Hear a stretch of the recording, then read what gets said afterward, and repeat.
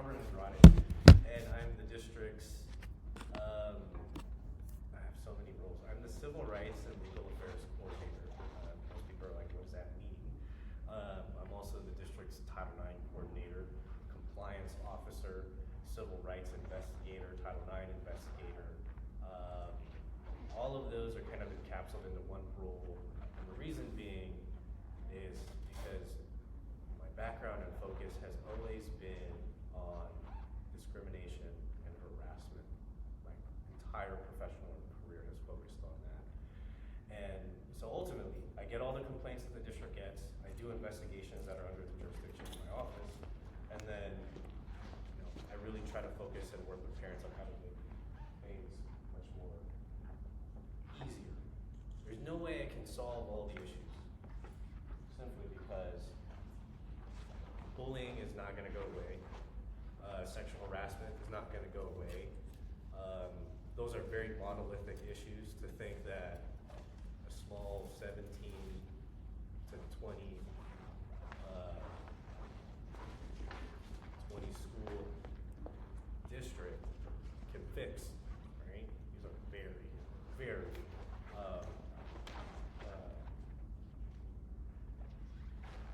very big issues, right? And so I want people to kind of understand, because I was a product of bullying, discrimination, and harassment. At some point at your own lives and academic careers, you may have also been bullied, harassed, or discriminated against, right? That's just something that is kind of the reality of living in America, right? That's just what it is. And we can see that from the history that this country has. But part of what my kind of talk to you today really is I want to put frameworks into your mind so you can kind of recognize and see behaviors. And then I also want to provide you with some expectations so that you know what to do when something goes wrong, right? Because in many regards, emailing your teacher will be very beneficial. In other regards, emailing Dawn Austin, the superintendent, might not be, right? Because I want you all to be very clear and understand, right? As administrators, I myself, I sit in an office 8 hours a day, right? I'm not on the schoolyard. I'm not working with kids directly. I'm actually working mostly with parents. If it's an issue involving your child, who is the person then to go to resolve their issue? And what we find when it comes to a lot of things is that's your child's classroom teacher and perhaps the assistant principal and school principal, because they build a relationship with your child. When I meet with a student, I don't have a rapport with them. I have to build that. Meanwhile, a teacher has a rapport with a student from seeing them day in and day out. And so does a principal, right? So I think part of that is really understanding what the district's expectations are, but also understanding what expectations you as parents have so we can kind of align those. Because at some point, right, those might not meet and you might not get what you're looking for. And that's not what any of us want, right? We're doing this all in sort of partnership. So, our agenda for tonight, well, it's not really tonight, it's till the morning. I think it's because I did this with a bunch of parents in the middle school level a few weeks ago. And we're gonna talk about a lot of things. We're gonna talk about bullying, types of bullying, what a hostile educational environment is, cyberbullying, something that's really difficult, non-discrimination, when does bullying become discriminatory, what are different kinds of protected statuses or classes, and then really section 3 is the most important for all of you as parents. Like, where do you start? What's the jurisdiction and limitations that the district has? What's the hierarchy of reporting? What are school-sponsored events or activities versus when do you call law enforcement? Free speech considerations, as well as special education considerations, right? Trying to kind of address the myth that exists with special education regarding student discipline. We'll then pivot to reporting mechanisms, administrative responses and supports, because there's also a myth that my school administrators don't do anything, or that my child's teachers don't do anything, and that's just not true. That's just blatantly false. And so we'll kind of discuss that. So as I mentioned earlier, my entire professional career has focused on discrimination and harassment. Sorry about interrupting. So Yeah. one thing I would say is, having gone through this with a couple of families, I don't know if you can talk a little bit about, so I feel like the school district has to represent the bully and also the bullier. And what I've found is I've been on the bullying side, right? I'm those families. And they always feel, oh, the person in the bullier has the school district on their side. And I don't think anyone's ever talked about like how you're trying to represent both sides. Yeah. Because I guess these sides both have their rights. Yeah, absolutely, and then I'll cover that as well. I'm gonna start getting a microphone, so, because we're. And I think that's a kind of good point, because as someone who's focused their entire career on discrimination and harassment and resolving those issues that pertain to that, there's due process for both sides that I think each side doesn't recognize, the other side has, right? And in kind of doing this work, let me give you a background of my experience. I am a lawyer by trade. I do not have an active bar admissions in the state of California. I do not represent the district as an attorney. I'm actually one of the only district personnel who's supposed to be neutral in everything, right? So I do investigations. I can make plenty of decisions adverse to the district. I also make decisions that may be adverse to students. It really comes down to what the facts say, who did something wrong, truly, right? In terms of my background, I went to law school on the East Coast. I went to Rutgers University for law school. I've spent my entire career focusing on Title VII, which is employment discrimination and harassment. I clerked for the Equal Employment Opportunity Commission for the United States federal government in Philadelphia. And there I handled cases directly involving the United States Postal Service. So I truly understood and learned what the term going postal means, because there's a lot of people who really just take their personal beliefs or their anger and their emotions and they take it to work and take it out on people. And I realized at some point in my career I don't want to work with adults in the employment sector, because it's very difficult to change adult behavior. If you have misogynistic or racist beliefs, there's a very difficult chance to change that when you're at the workplace. But working with kids is a way where you can at least focus on trying to make the world a better place, right? And that's just as incremental as I can be in such a situation, right? So ultimately, I pivoted over to doing school district kind of law simply because Title IX is a copy and paste of Title VII, and that's just because lawyers like doing that. They like copying and pasting things and regurgitating laws. I have disagreements with why he would apply workplace employment law as standards to kids in K through 12, but that's what the laws we're working with here. And I'll break down what those laws are to you. But ultimately, my background comes from working as a clerk in the federal government, my law school background. I was at San Francisco Unified for a really short minute, but both myself and my wife are both lawyers by trade. We work with employment law, and discrimination and harassment, and bullying is very much a part of that. So other than myself being a kid who was bullied and going to law school and having legal education, that's my experience. Let's start off with bullying overall, right? And everything with the school district is codified. I want everyone to kind of understand, right? Like as parents, you vote for your school board members. They effectively create a small miniature legislature. They pass policies that contain the same weight as your local city ordinances. So everything we have in the district that governs how we operate is the same as your local city, right? This is what we would kind of refer to as local or municipal law. Then you have state law, then you have federal law. District policy is your local law that you have, which is codified there. Now, when I talk about copies and pasting of federal law into kind of different standards, bullying is pretty much very similar, right? Title VII, the federal law uses a severe or pervasive standard. Bullying also uses a severe or pervasive standard. So it's any severe or pervasive conduct by a student or a group of students that constitutes hate, violence, or creates an intimidating or hostile educational environment, right? That's a lot of words, a lot of legalese. And I don't expect any of you to know that. I also don't expect any of you to use that. So please, don't be that parent that comes up to me and says, hey, my kid's in a hostile educational environment, because you're almost asking yourself to step into a trap, right? It is usually my role to determine whether or not there's a hostile educational environment, and I just need you to tell me what your kid's experiencing, right? And then we can kind of come to the conclusion together as to whether or not your child is experiencing a hostile educational environment. We don't want to misappropriate terms here, right? And so when we look at types of bullying conduct, I want us to focus on these 4 categories, right? There's physical, hitting, fighting, blocking, pantsing, and destroying property.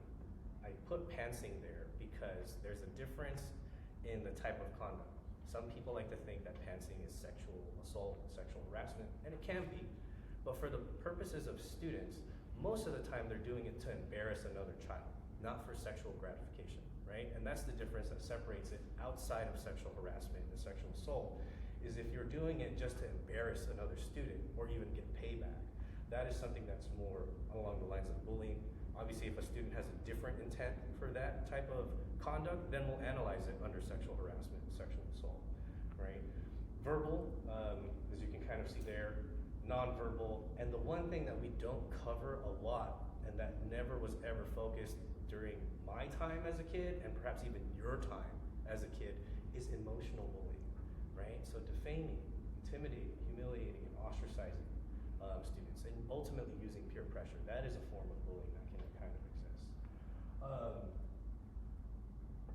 When we talk about hostile educational environment, like I mentioned, I don't want you to use the term. I want you to use these instead, right? These are the frameworks and red flags that I want to kind of go off in your head when you're examining what your child is telling you, right? So someone like your kid's gonna come to you and say, Mom, like this is what's going on in school, this is how I feel. Dad, this is what's going on in school, this is what I feel. And I want us to be very grounded in what our children are feeling at the moment, right? Because it can be one of these 4 things, right?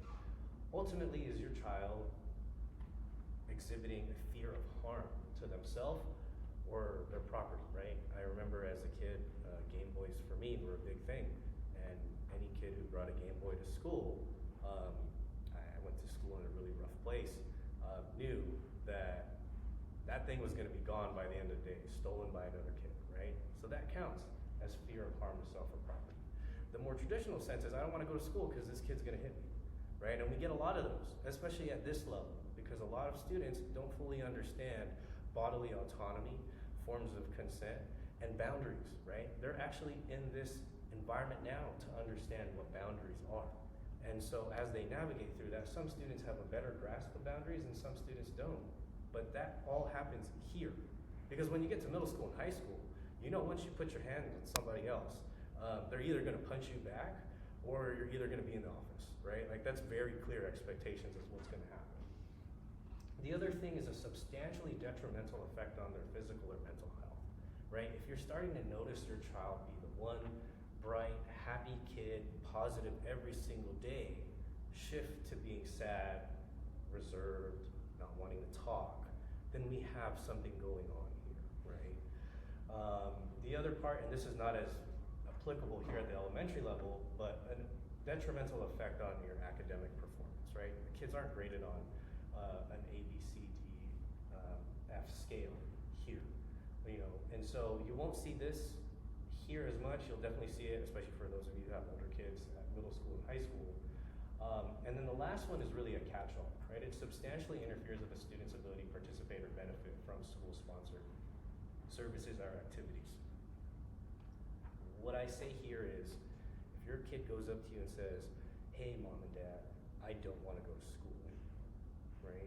Then we know something's wrong, right? Because ultimately, when you think about it, how many of you enjoyed high school? Right? I'm getting like a few people. How many people enjoyed middle school? lot of people don't really enjoy middle school. How many of you enjoyed elementary school? Right? Like that's almost everybody in the room, right? And that's because this is the one place where a lot of kids have so much more meaningful memories, right? You look at your kindergarten teacher with so much positivity for most people than you would like your sophomore year, math teacher, for example, right? Like there's a clear difference at the type of teaching that happens at this level that your kids will enjoy versus once they start going to middle school and they have to carry books around and put it in their locker and then figure out what their block schedule is, right? Based on what it is. Here, a lot of positive things happen. And that's just part of being a child, right? In the elementary school system. So when we look at hostile educational environment, what I really want to know from parents is your child experiencing one of these four things or a combination of, right? As opposed to, hey, my kid's in a hostile educational environment, my question to you is going to be, well, what are they experiencing, right? And so I want to always center our conversations and discussions as to what exactly your child is feeling. Now, cyberbullying is the hardest thing you can ever deal with. And that's also because you as parents are parenting in the most difficult generation in humankind, in history.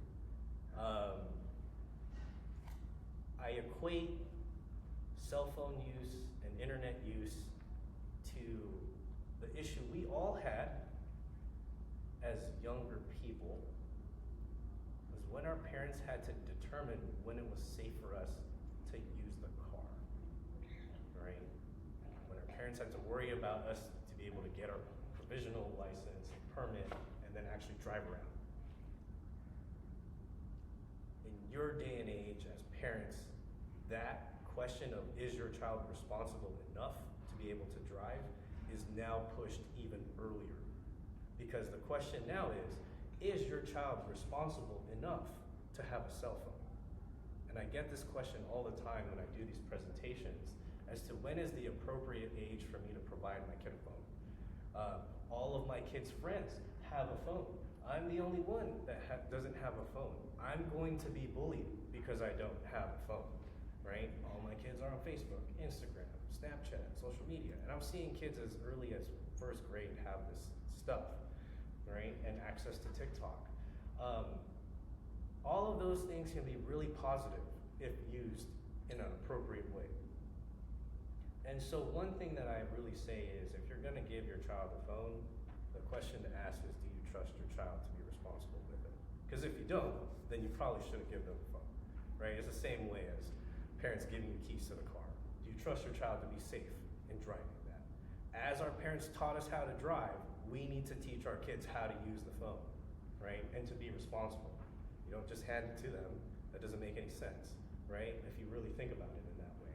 So when we talk about cyberbullying, this definition is a little archaic because it's transmission of a message, text, sound, image, or post on a social networking website.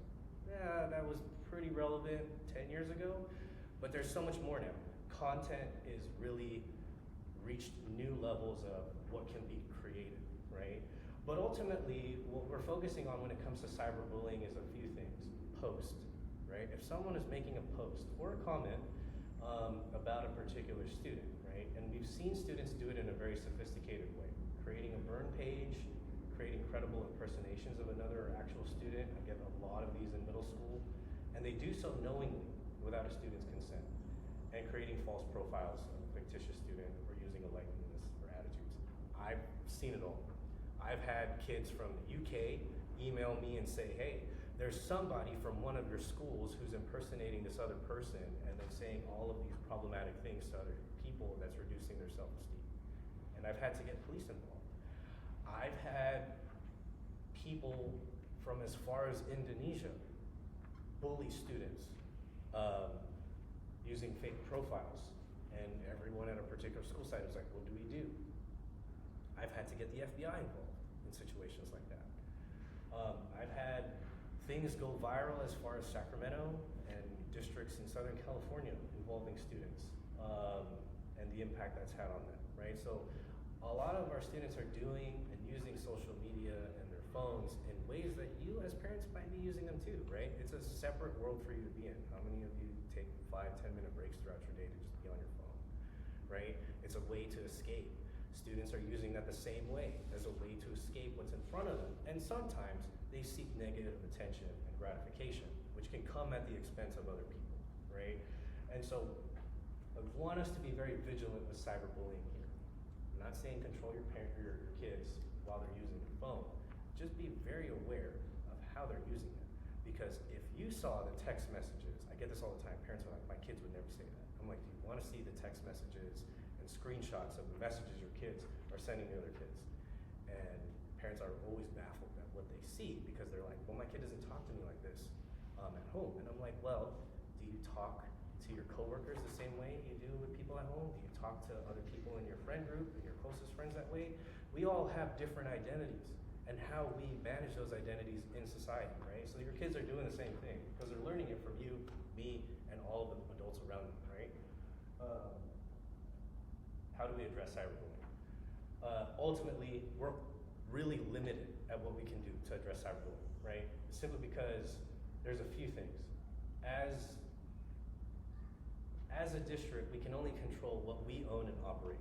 So if students are using some of the Chromebooks that we give out, or they're using their district email to put things in like their Google Drive, or using the district's Wi-Fi, we can figure that out. That's traceable and trackable. But when it comes to things that are not owned, such as like, private phone or electronic device, right? A lot of the control is there for you as a parent, right?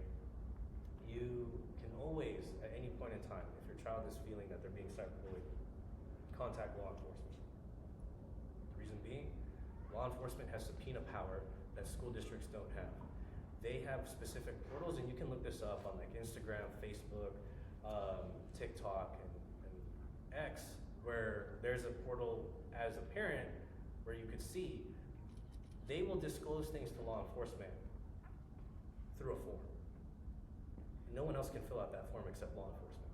So law enforcement might be the best to help you out. And in those situations where I've had to deal with things going viral very far and wide, law enforcement has been the biggest help. What baffles me in many regards is when a student is claiming that they're being cyberbullied, the first question I ask them is, have you blocked this person, right, from your accounts? And the answer in many situations is no.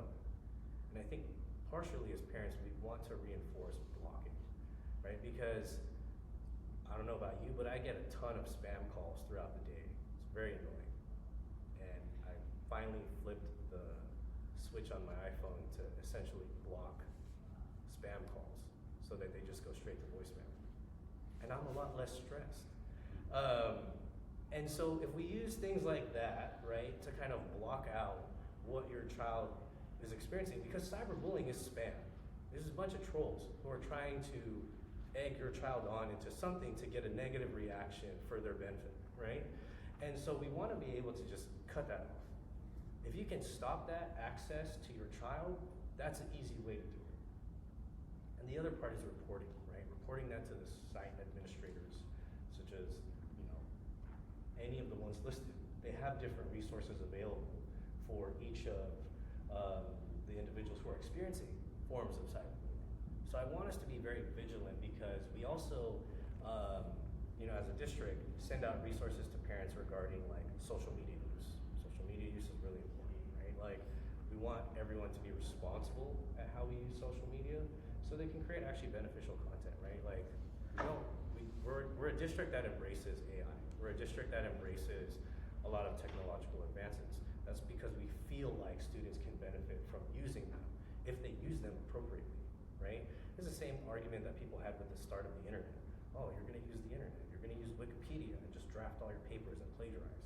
Well, no, that's not what really happened, right? We actually use it very positively in the type of work that we do.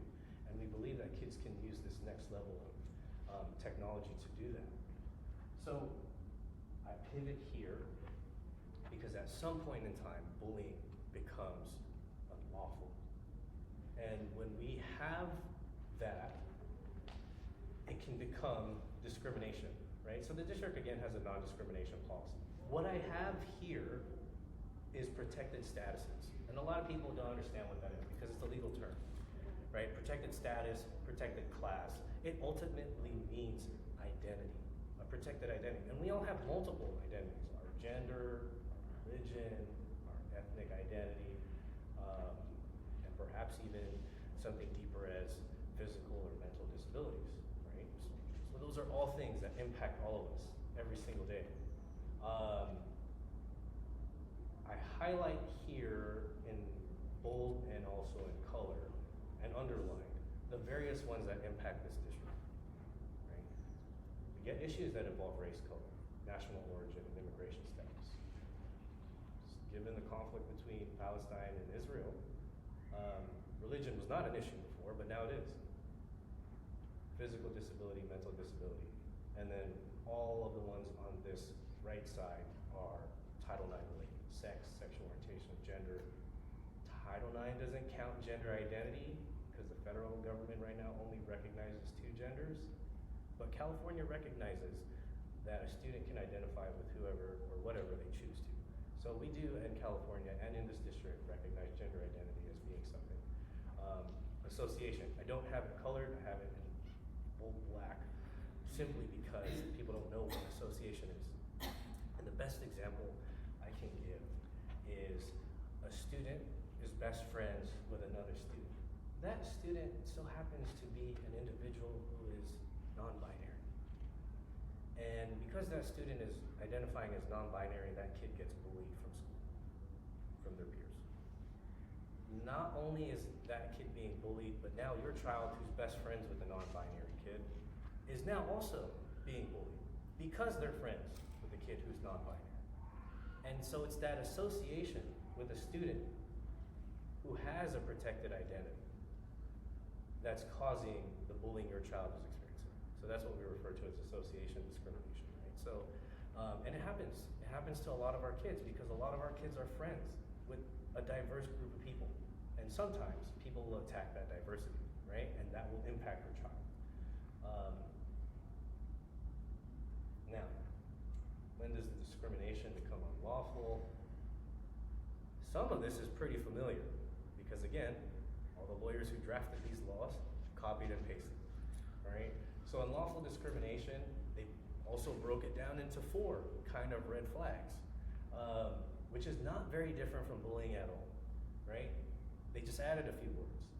So the first one is, it's so severe, persistent, or pervasive that it affects a student's ability to participate in a school program or activity, right? They just added persistent.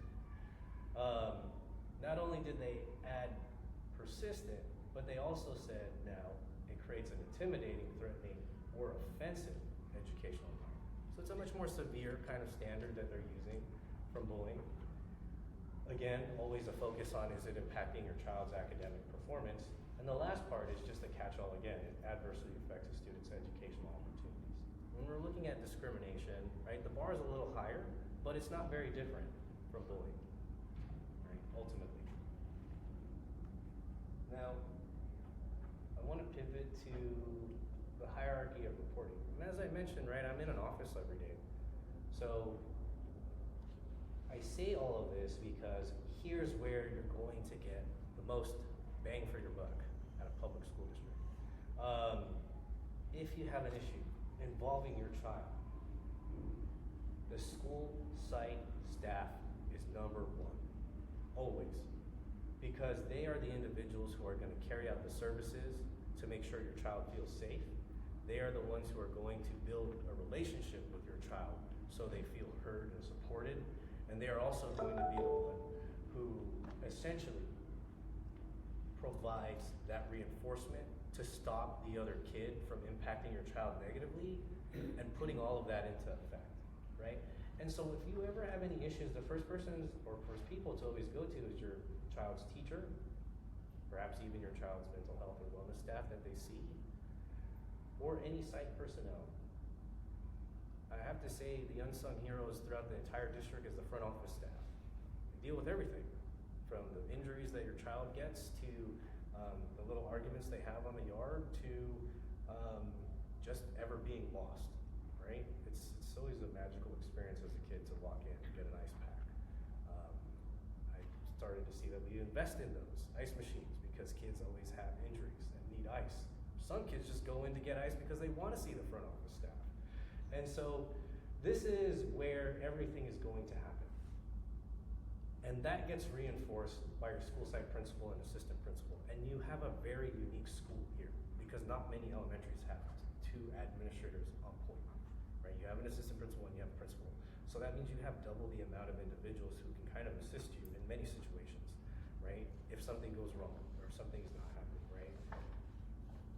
Cut them some slack, because if you look at the high school level and you look at the middle school level, there's usually the same amount of kids overseen by one administrator. The high schools have 4 assistant principals and a principal. The middle schools have 3 assistant principals and a principal. Elementary schools have usually just one principal overseeing all the staff and the kids, and sometimes an assistant principal, right? So if they don't get to you by the end of the day, or they get to you by the beginning of the next day, just know that there was a lot of time and effort that went into addressing a particular issue that caused them to have to contact you last. And I say that with some emphasis because if contacting you is a priority and they had to get to you late, you can only imagine how many more things involving the one issue that they were working on involving your child had to go into place for, right? And I know this because I talk to your principals and assistant principals almost on a daily basis. I know how many kids they call, and if it takes 30 minutes to interview a kid and you have to interview 10 kids after a bullying situation occurred, that's your entire school day, right? And then you gotta call all 10 of those parents for those kids. That's a lot, right? And so I think one thing I wanna always understand and work with parents is that their expectations, we can tamper down those expectations so you know what's going on in the background, right? There's a lot of effort, time. Some of you might even receive emails from your principals at 10 o'clock, 11 o'clock at night because they're still working on those issues. I know that because I'm getting phone calls at 10 o'clock and 11 o'clock at night, working with administrators trying to address those issues, right? And then the last person is me at the district office. If you can kind of see here in this hierarchy of reporting, Dawn Austin is not there. Also, Trent Bahadur Singh is not there, deputy superintendent. And that's because they're in charge of overseeing mainly staff and the overarching issues of the district. If you reach out to them, they'll probably redirect you to me. So ultimately, I'm going to be your person as the point of contact in case anything rises to the district level. When I meet with parents, about 90% of the issues are always addressed here. Or here. But if we don't get to that 10% that don't get those issues addressed, then you can come to me too. And I want you to understand that in almost all situations involving your children, even though they're getting addressed here, I've probably been involved already, right? They call me for advice or from some sort of guidance as to how to really address that, right? And so sometimes, you know, your administrators may be speaking directly to you, they're using some of the words that I've given them, right? By communicating with me. So there is a reporting hierarchy.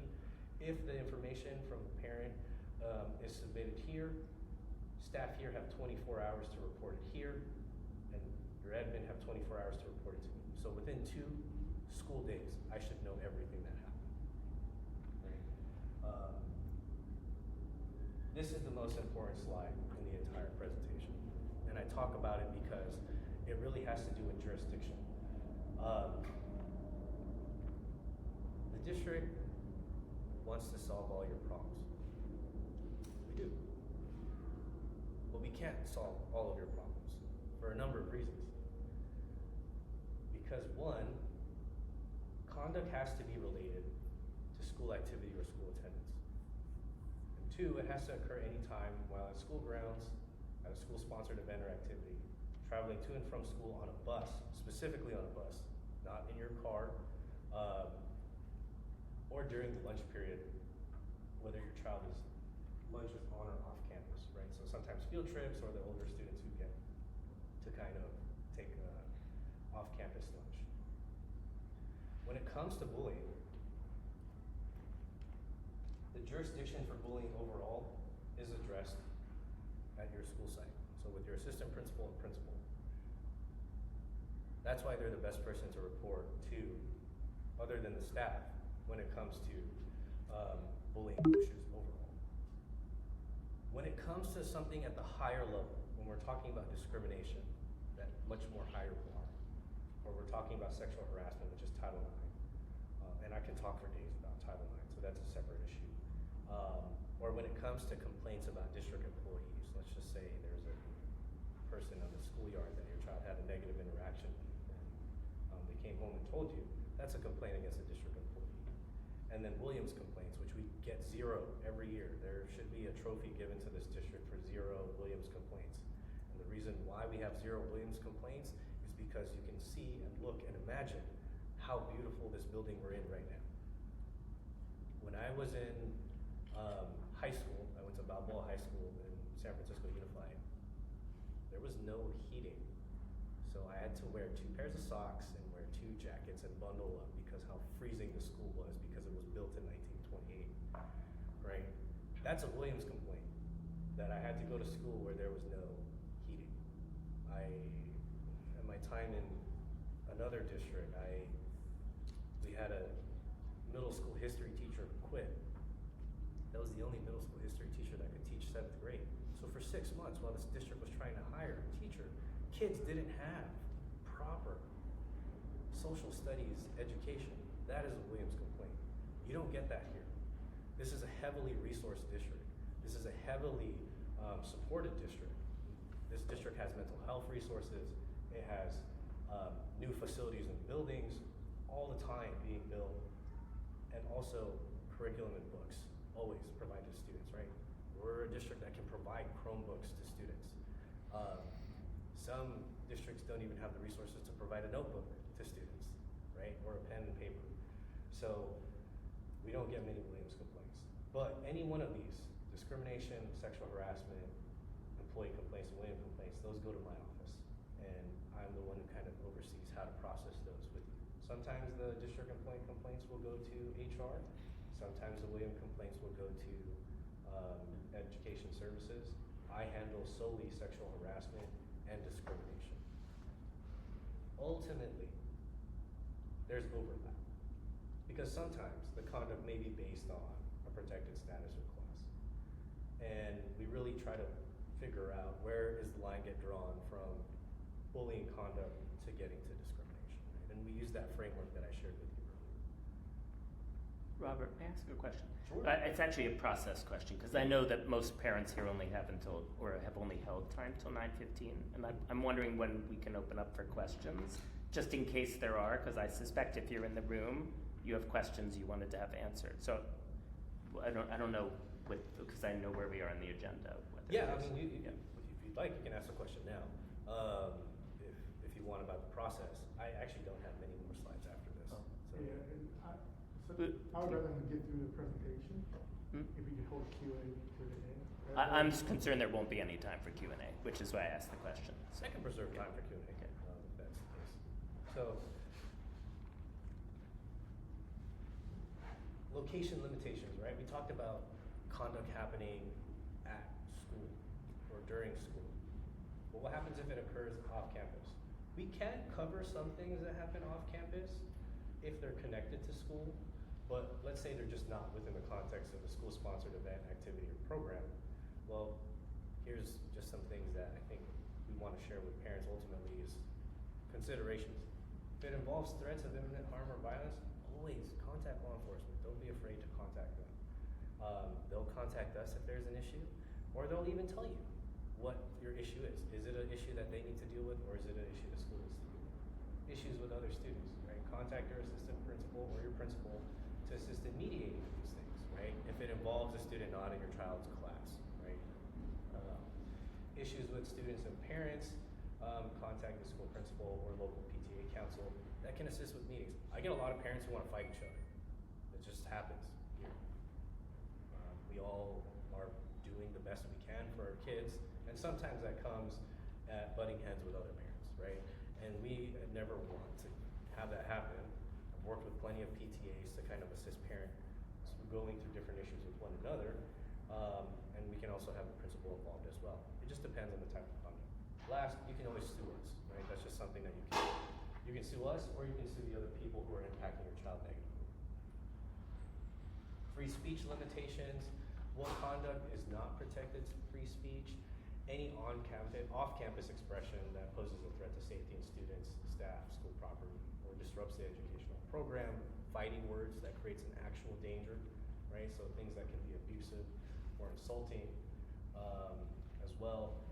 Any expression that incites students to create a clear and present danger of the commission of unlawful acts in school, violation of school rules. That's essentially like, I'm gonna burn the school down, I'm gonna shoot the school, those type of things. We will call the police if your child say that, right? Like, so just be aware.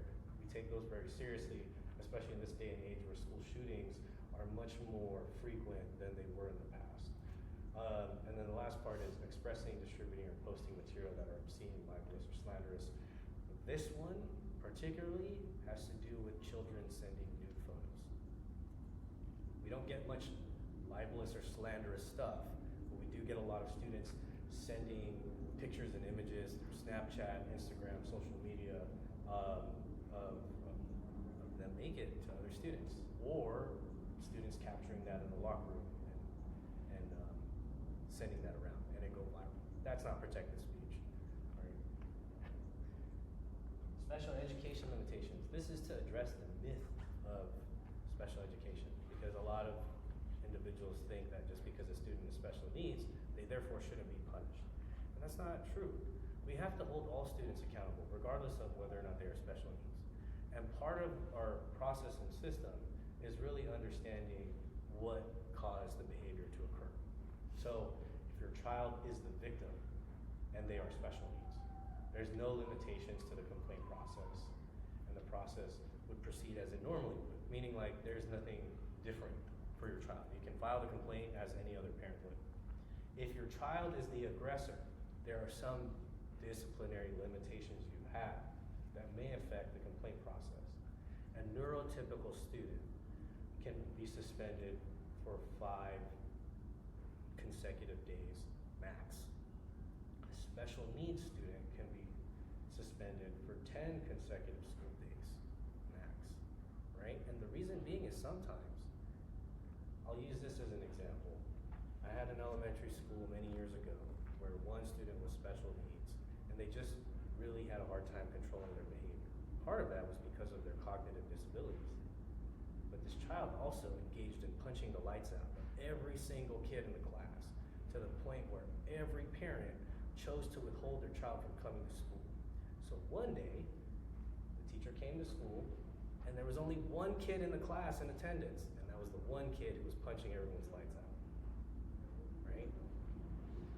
There's a lot more work that has to be done in working with that student and their behavioral needs, from our mental health staff to their IEP team. And so that may require a student being out of the classroom for a much more prolonged period of time than the typical neuro student, right?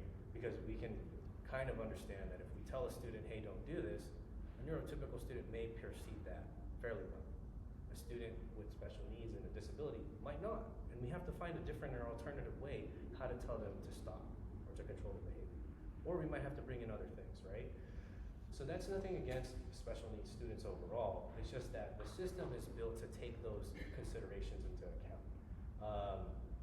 The other part is, does this student need to be in this classroom? Is there a much more beneficial environment for this student than being in this classroom with other general education students, right? So that's where we start looking at whether or not their student needs more supports, and a better, more supportive environment than being in the one that they're in currently. In worst case scenario, a student can be pulled from school for 45 days, if that's determined by a child's IEP team. That's the nuclear option right there. No, very rare. I've never seen it in my career, but it can happen. And then ultimately, if you're suspended for 10 consecutive days, it results in a manifestation determination. So we're not just looking at students and saying, hey, you're at home for 10 days. If you're suspended for those 10 days, we then have to convene a meeting to determine, is the conduct you engaged in a product of your disability? And if it is, then we have to kind of address our discipline on that spectrum, right? And when we refer to it sometimes as a manifestation out, like a student who punches the lights out of all the kids in the room, he's not doing that with intention. Like, there's a whole bunch of things that happen to that. And so we come to the conclusion that that is a manifestation of part of what their disability is, right? And that's a lot of work. that goes into doing that. There's more people who are involved in the disciplinary process for special education students than there is just your school site principal or administrator, right? Robert, Yeah. I have a question. Does this only apply to students with IEPs or are students with 504 also eligible who may have a medical condition but don't qualify for an IEP? So yeah, it doesn't qualify for students with 504s, but with students with IEPs it does. Okay. In any situation or way, you can report all of this conduct to the district. Right? This is the UCP form. These go directly to me. I just want to be very specific because California does this in a catch-all way while the federal government does not. The federal government kind of just says, here's a complaint for sexual harassment, here's a complaint for bullying, here's a complaint for discrimination. It's all over the place. While California's like, just file one form and check the boxes as to what you're experiencing. Just know that this usually applies for bullying, harassment, and discrimination based on a protected status or class. If it's not based on a protected status or class, it's general bullying and it's handled by your school site administration. It also can be filed for state or federal law violations. This is not the form to file if you have a special education complaint. You have to work directly with your child's IEP team and the special education department for that. Statutory timelines. No later than 6 months. Do not be the parent that says, hey, this happened to my child at the beginning of the school year. It's now the end of the school year and I want to address it. No, you have 6 months to report that. I've seen so many parents kind of fall on their sword there because it's outside of the statute of limitations. For sexual harassment and sexual-based conduct, there is no timeline. I probably had the most fulfilling case in my entire career when a woman who was 65 years old, had gone through 2 marriages, was fully retired and had 2 kids, come to me and say she was sexually molested by a staff member in Palo Alto Unified School District in 1971. And I had the ability to give her closure and say I was the one who terminated that employee after finding out that he was still, after all these years from 1971, harassing female students. And it took a woman 50 years to come forward. And in that 50-year timeline, no other person came forward to talk about what their experience was. You can imagine how much I uncovered as the deeper and deeper I got into this case. It was very fulfilling to be able to tell that woman, hey, this person is never going to work with children ever again, right? So there is no timeline for anything involving sexual harassment and sexual assault. Administrative response and support. This is all the stuff your admin are doing in the background, right? We have confidentiality things that bar us from doing certain things, and we prevent or preserve that confidentiality for both students. I'm not going to tell the student who's the aggressor all of the things that the student who's the victim is saying. I'm also not going to tell the student who's the victim every discipline that the aggressor faced, right? Every child is entitled to confidentiality for anything within their student record. But ultimately, the admin have to do a number of things. When something happens, our first step is to determine what measures are necessary to stop, prevent, or address the effects of the alleged conduct, right? So that could be issuing no contact directives, just similar to a restraining order, increasing supervision, modifying class schedules to separate students, which is very difficult at the elementary level. We usually try to work with students thoroughly, unless the issue is that bad, right? Unless it is something that's considered a crime. We're transferring the student to a different class taught by a different teacher, if available. If that's not, then that might not be the case. The other things that we focus on is mental health support, wellness support, and academic support, right? And again, this district is heavily resourced with all of these supportive measures. We don't want to create a burden on any of the students, particularly the student who's the aggressor, because they also have educational rights, right? As a public school, we have to educate everyone. So we can't just pull that kid out of school. Like, they still have a right to access their education. It's the same way in American jurisprudence as a person is not, is innocent until proven guilty, right? That's the same way here. Until we do a full investigation and find out that this person has done this conduct, then they will experience the full extent of the discipline required. But in the time being, as an investigation is going on, they still also get the same support as a student who's impacted as well, right? And so that is where our focus ultimately really is: discipline and consequences, warnings, loss of privilege, separation, restorative and rehabilitative practices, suspension, in school and out of school, We realize it's very difficult to suspend kids out of school nowadays because it becomes a burden on all of you as parents. So we want to keep them in school. We find that that can be more rehabilitative and more focused on the restorative justice aspect of things. And lastly, expulsion. I want to be very specific here with expulsion. When a student is expelled from the district, it is not you're expelled from the district for the remainder of their childhood up until they turn 18. It is only for 1 year. So even in the most heinous of conduct, if a student raped another student, that student can only be expelled from any public school district for 1 year, and then they have to come back, right? A lot of people disagree with that. I too have my own opinions about that. But just be very mindful in tampering down your expectations as a parent that the California Education Code says a student can only be expelled for 1 school year, and then they can come back, potentially. Now, we do other things to make sure that they have a different environment than coming back to the same district, because we never want to bring a student who's done something so heinous into the same environment that the victim or survivor was in, right? So that's another presentation that we can kind of cover, but just know that expectation or that expulsion is only for. But now time for the Q&A, and I'm happy to stay longer if anyone needs to. But I think let's start. So what we have right now, we have Lou. Lou has a microphone, and he's gonna walk around. We all have different volumes of our voices. So if you'd like to ask a question or want to speak, just raise your hand, and Lou will come around and hand you the microphone. Thank you, everyone.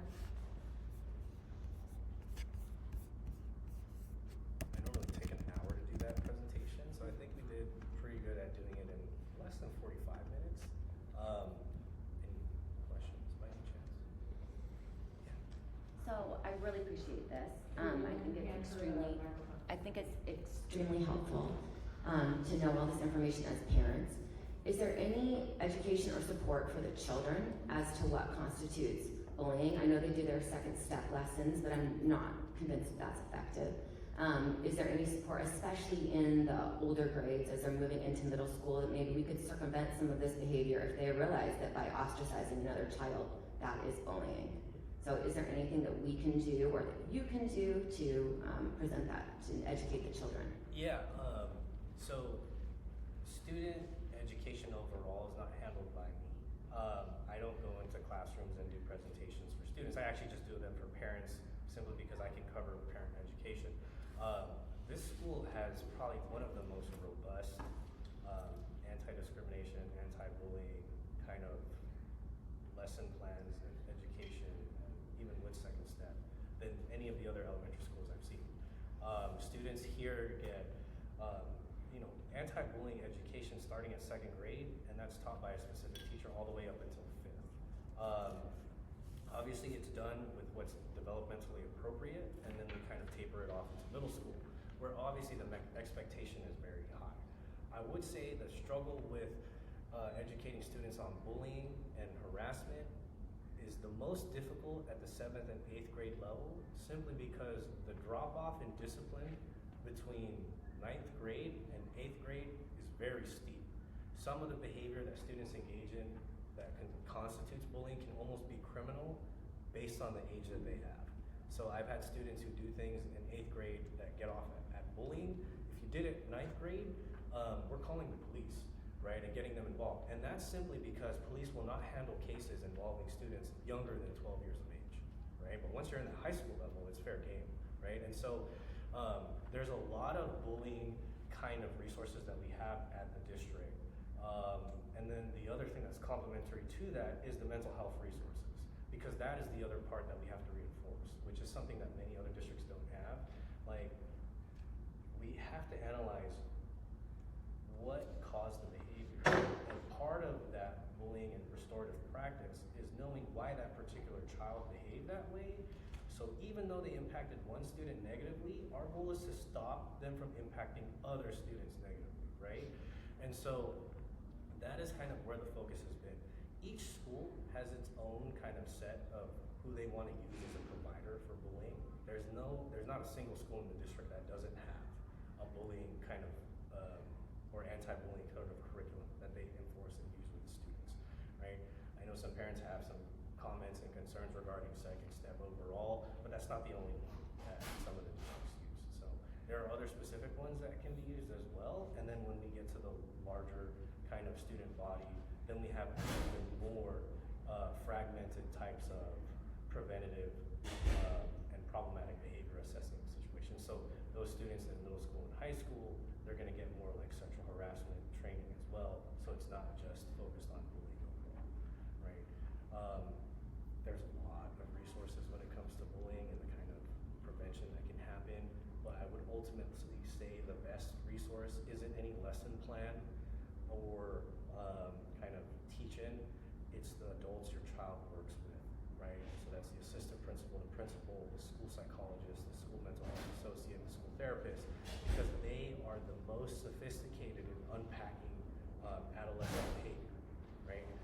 They're experts in their field, and some of them are also parents, so they have that kind of, you know, backdrop and ability to understand that as well, right? And so I've seen a lot of presentations and things, and they'll give overarching issues, but the one thing that will always be beneficial to working with students who are bullying and to students who are being bullied is really simple, and that's just listening to those kids, right?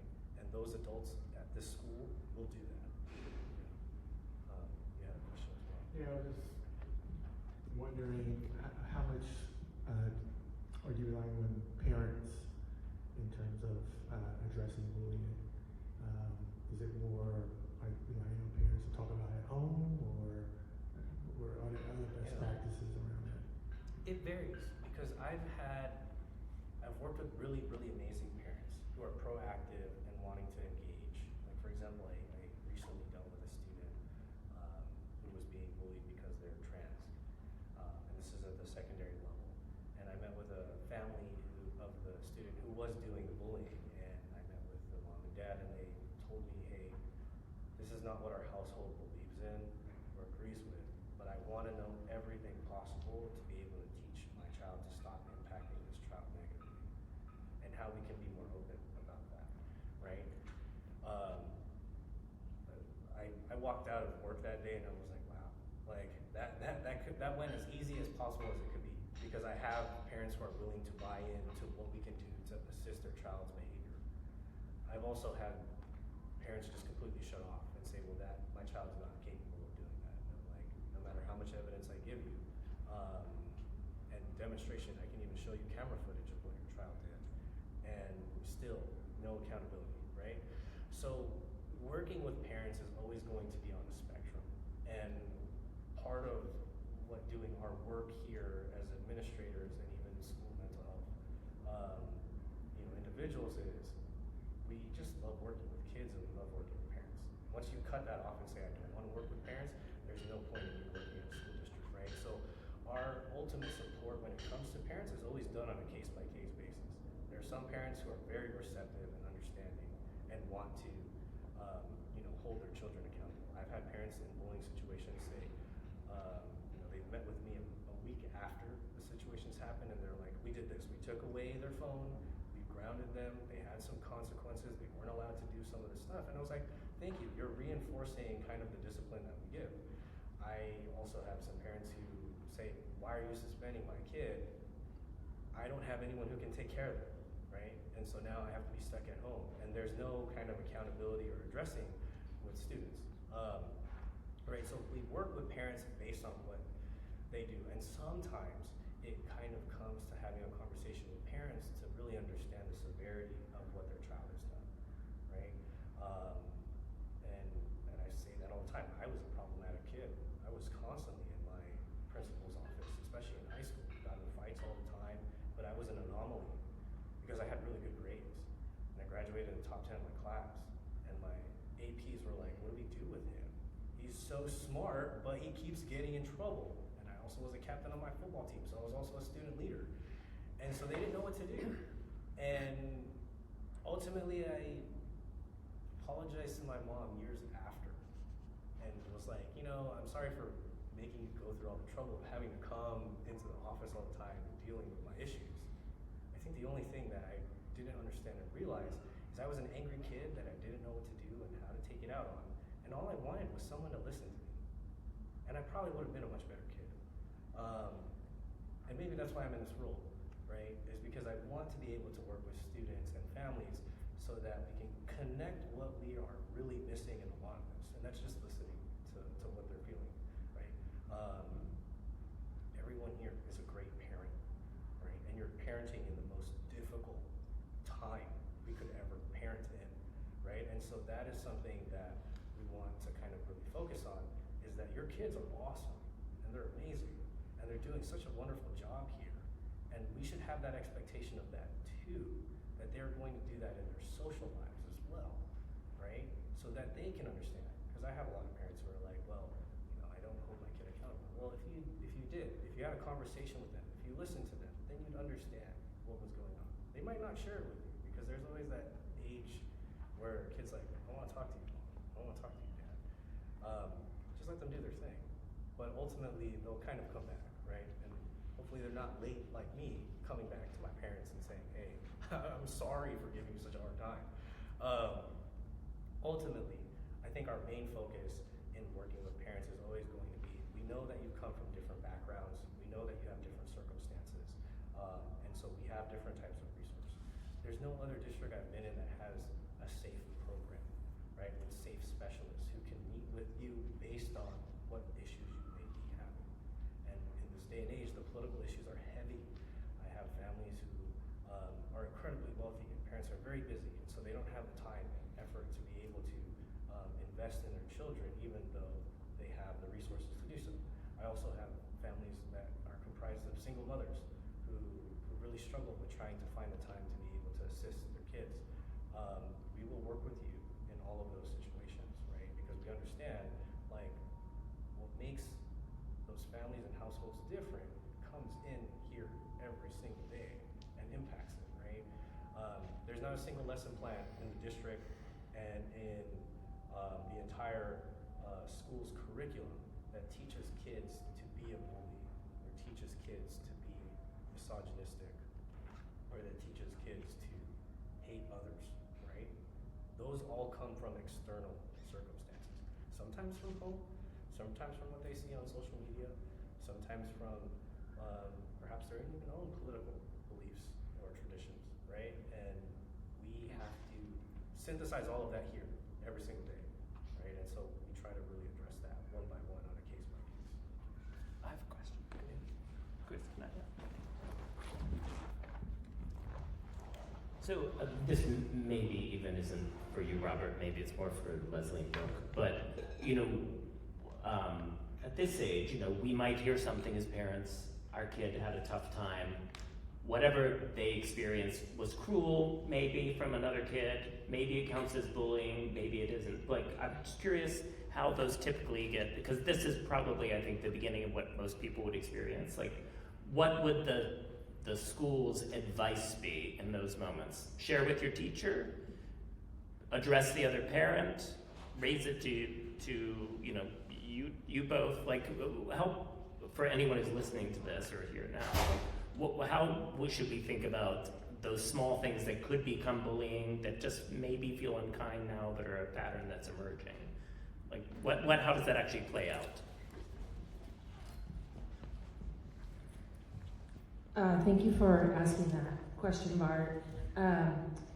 So I've said this a lot since I've been here at Escondido.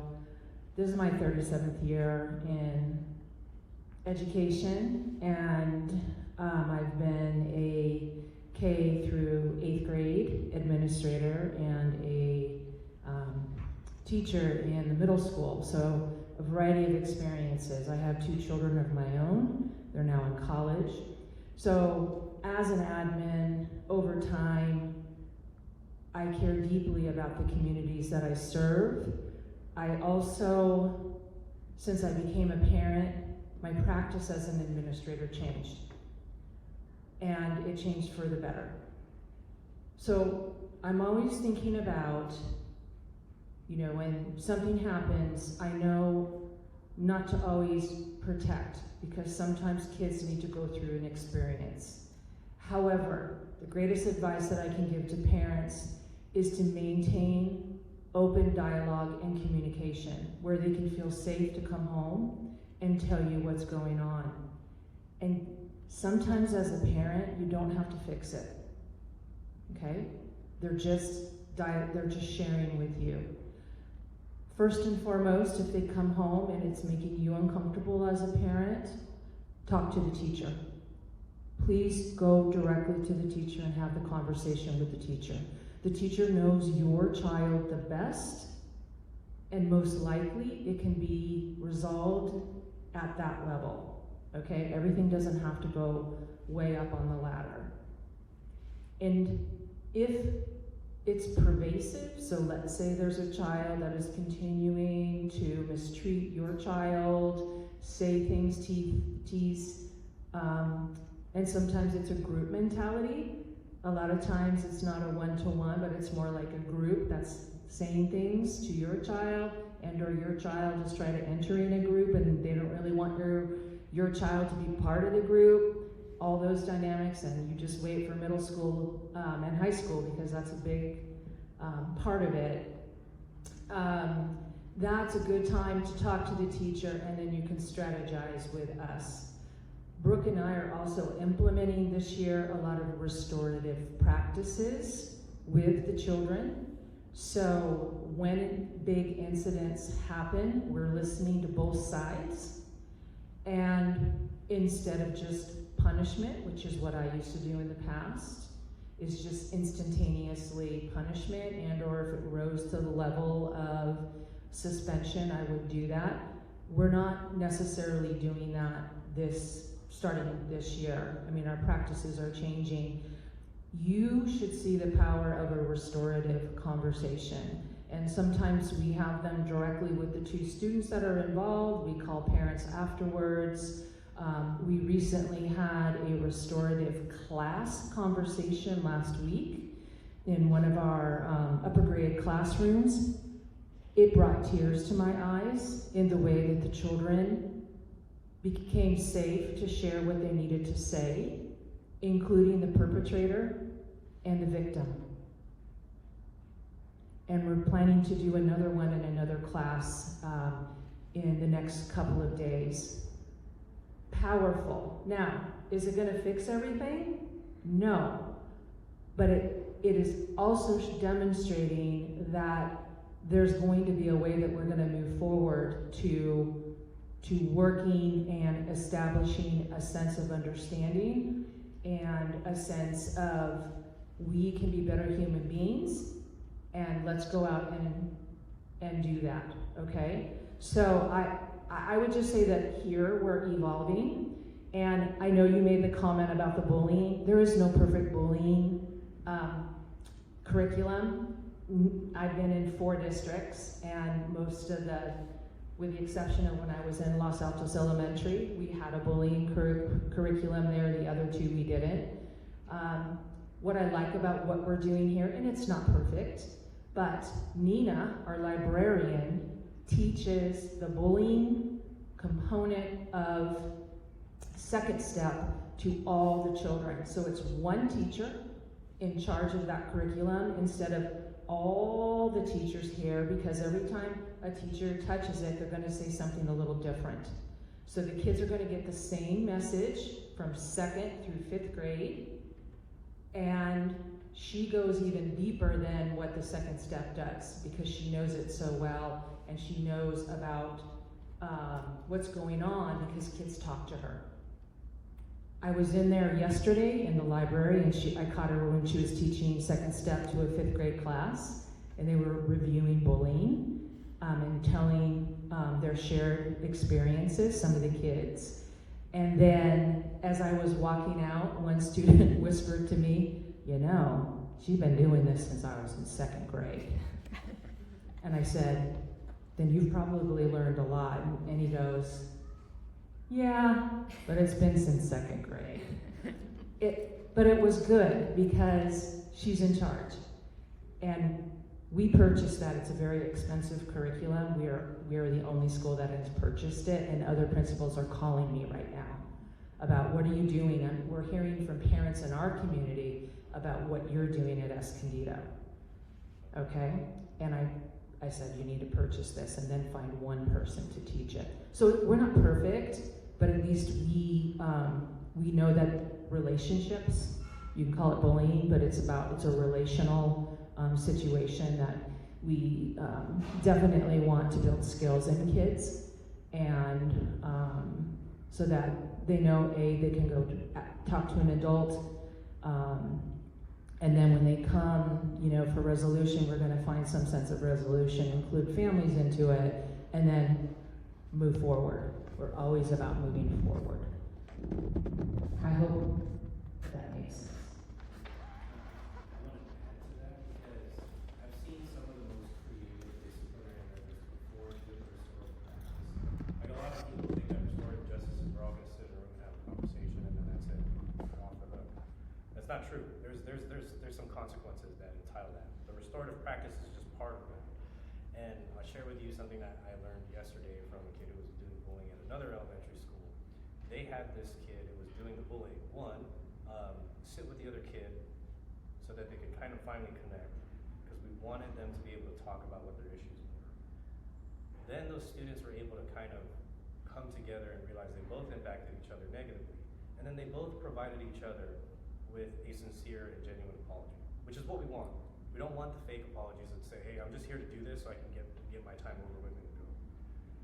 What happened after that was they had the student who was the bully spend their whole lunch doing all this research on bullying, and this kid was in 4th grade. They read all of these different resources, different curriculum, different things, synthesized that into a presentation, and made that 4th grade student present to the 1st grade class on how to do bullying, right? So it's peer-to-peer learning, which we found to be very successful in the sexual harassment line of things at the high school level. Students like learning about consent and consent education from their peers. And we're starting to realize that students might enjoy learning from each other at the elementary level about bullying, right? Because when it comes to social media stuff, they know the type of language they use. They know the type of terms and what's in and what's cool and what will get you canceled or what makes that student cringe, right? Like, they know that. So having them teach themselves amongst each other with some guidance actually shows that these students can do something. So yeah, getting that 4th grade student to then present to the 1st grade class not only gave all of those 1st graders a 4th grader to look up to, but now that 4th grader now has some sort of public speaking skills that they were able to get out of that, right? And that's not to say also the victim had some things as well, right? They were able to kind of work with the staff and the admin to get the support that they needed. The other thing I've seen principals do is if a student engages in bullying or harassment, here's a clipboard and a notepad. Spend your entire lunch walking around the yard and write down every positive child behavior you saw. And we're gonna have a meeting after lunch and we're gonna talk about how were those behaviors positive? And in the next time something happens, are you going to implement those type of behaviors or are you gonna act the way that you were doing, right? So really getting students to analyze what's going on, right? Because ultimately we can teach students and we can tell you, like we can do a big assembly and say, don't engage in bullying, don't engage in sexual harassment, don't do that. I hate doing those because when we do those, I get an uptick of issues. Because there's always those group of students who want to troll everyone and say, well, they told us not to say this word, we're gonna go say it, right? But what we found is if it's other students teaching other students, it's beneficial. And they listen to them and themselves more. And then the other part about that is giving them the outlet to synthesize, right? Critically think and process that. Because when you just suspend a student from school, there's really no accountability there. You're just sent home. And the expectation was, in the past, our parents would get really mad at us for being sent home, right? And sometimes we just don't get that nowadays. It becomes more of a burden for parents to be sent home than it is. And so we really want to lean in on the restorative practice because we have looked at education overall in its entirety and realized that we've missed a lot of teachable moments for kids, right? If we can turn every instance and every problematic issue into a teachable moment for a child, we've made 50% of the success. If that kid walks away from that moment, that teachable moment, being able to make the right decision in the future, then we have 100% success, right? And so that's how we're really analyzing children's behavior. I know I've kept you a little longer, but if there's any other questions,